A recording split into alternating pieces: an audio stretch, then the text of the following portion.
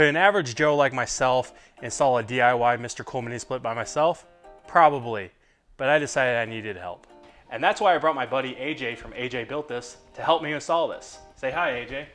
Hello. Now AJ has installed this at his house before, so if he messes up, I'm blaming him. That's fair. Okay. I would do the same thing. All right, so let's get started. After unboxing the unit, the next step was to get the compressor out on the patio where it will live. This piece was extremely heavy, so it was nice to have a second pair of hands.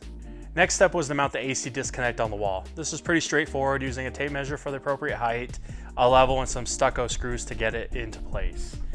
Power will run from the main breaker to the disconnect, from the disconnect to the compressor. The distance from my main breaker to the disconnect was well over 50 feet. We went ahead and fished the wire through the conduit before mounting it up onto the wall. I won't go into too much detail on wiring up the electrical portion of the install.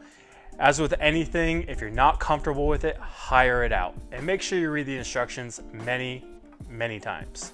Next step was to find the studs in the wall and use the supplied template that came with the blower unit to mark out our screw placements. The mounting plate is pre-installed on the back of the blower unit. Just remove the center screw and the mounting plate will come right off. Now we can install the mounting plate onto the wall with our pre-drilled holes, knowing we're going right into the studs. Pay careful attention to the spacing and minimum clearances in the manual. You'll see why later. So if he messes up, I'm blaming him. Most videos on the install of this unit and even the template have the line set going out of the back of the unit. This wouldn't work in my case. I have a 3-car tandem garage shop. The best placement for the unit was at the far back of my shop so it could blow cool air across the entire length of the shop.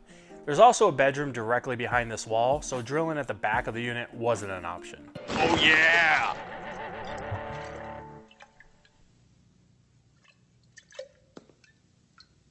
You can route the line set out the left side of the unit. The downside of this is you have to leak test it before you put it on the wall, as the line set is directly behind the unit. It also makes the connections behind the unit extremely tight.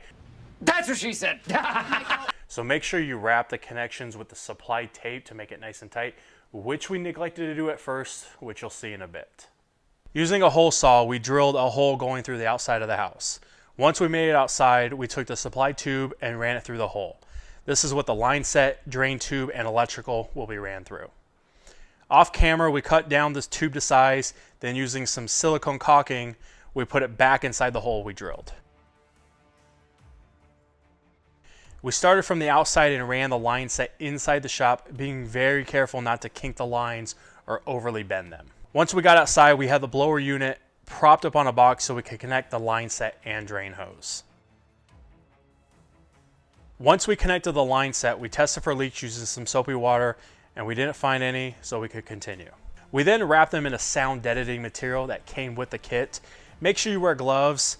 When doing this part, the stuff gets everywhere. This is where we messed up. We should have wrapped the lines in the supplied tape to keep everything tight. We didn't and had a hard time getting it mounted to the wall.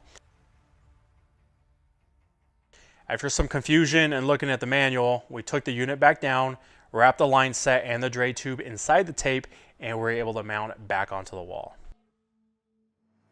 Once we had the unit mounted, we headed outside to slowly and carefully bend the line set to go around a window near the hole.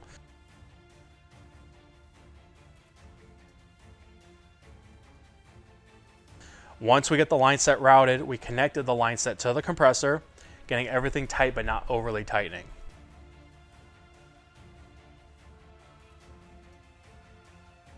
We then confirmed there were no leaks with some soapy water.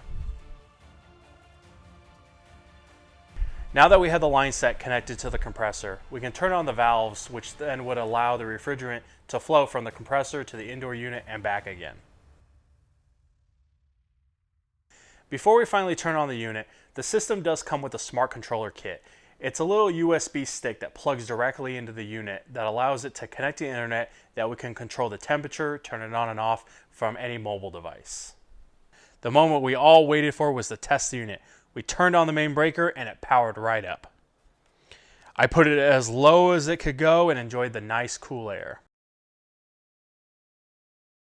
While I cleaned up our tools and mess, AJ added the package of sealing clay that came with the unit and sealed the conduit that the line set was coming out of.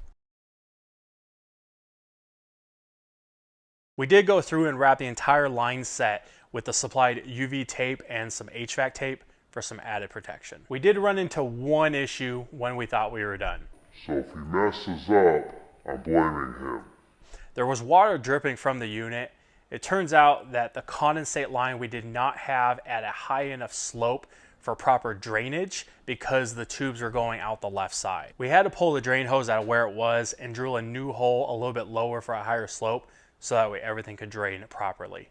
Live and learn. It's been a few days since the installation and I have to say it feels fantastic. Living in Arizona and being 110 plus outside, it feels amazing in the shop right now. I want to give a huge shout out to AJ for all his help. I don't know if I could have done this without him. Link to his YouTube channel is in the description. If you've enjoyed this video, I've got another video queued up for you right here I think you're going to enjoy.